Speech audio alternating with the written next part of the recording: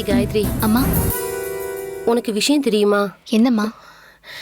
நாளைக்கு ஜோசியர் வந்து சிவா தம்பிக்கும் சக்திக்கும் நாள் குறிக்கும் போதே அதே முகூர்த்தத்துல சந்தோஷ் தம்பி உன் கழுத்துல தாலி கட்டுறதுக்கும் நாள் குறிக்க சொல்லிருக்காங்க.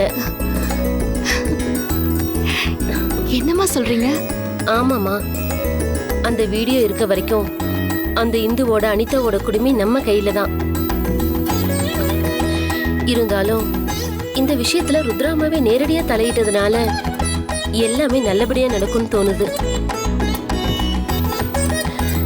நீ எதுக்கும் கவலைப்படாம தைரியமா இரு.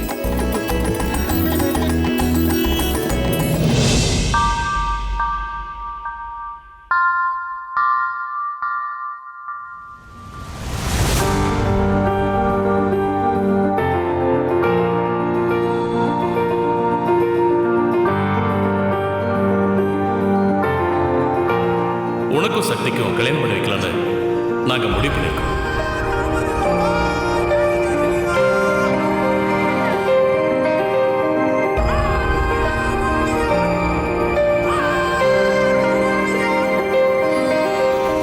ಎಂತಾರಾ ಎಂತಾರಾ ನೀಯೇ ಎಂತಾರಾ ಯನ್ಮಾನಂ பூத்ததே தாரா கண்பூரா நீயே தான் தாரா கண்ணார காண்கிறேன் பூரா தண்ணீரை கூசிக்கொண்டே மெல்ல செல்லும் பிம்பங்கள் நீயாகிறாய் எதிரே என்னோடு காதல் வந்தே என்ன சொல்ல வெட்கங்கள் பேசுதே.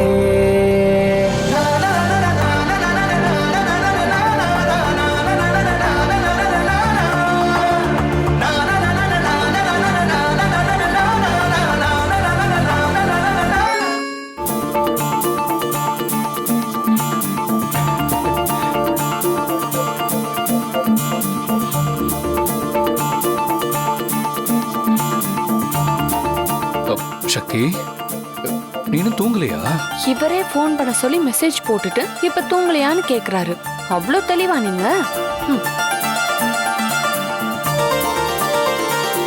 சக்தி, சந்தோஷத்துல தூக்கம் வரல சிவா சார்.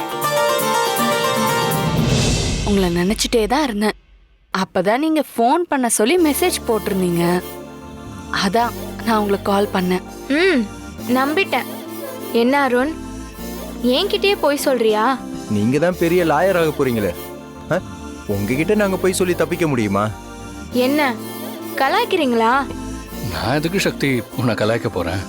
ரொம்ப சந்தோஷத்துல தலகால் புரியாம தூக்கம் வராம என்ன செய்யறதுன்னே தெரியாம ரூம்ல அங்கேயும் இங்கேயுமா நடந்துகிட்டு இருக்கேன். ரொம்ப நாளைக்கு அப்புறம் வாழ்க்கையில ரொம்ப ரொம்ப சந்தோஷமா இருக்கேன் சக்தி. இந்த ஃபீலிங்ஸை எப்படி உங்ககிட்ட ஷேர் பண்றதுன்னு கூட எனக்கு தெரியல. நீங்க உங்க மனசுல இருக்கிறத அப்படியே ஓப்பனா சொல்லிட்டீங்க.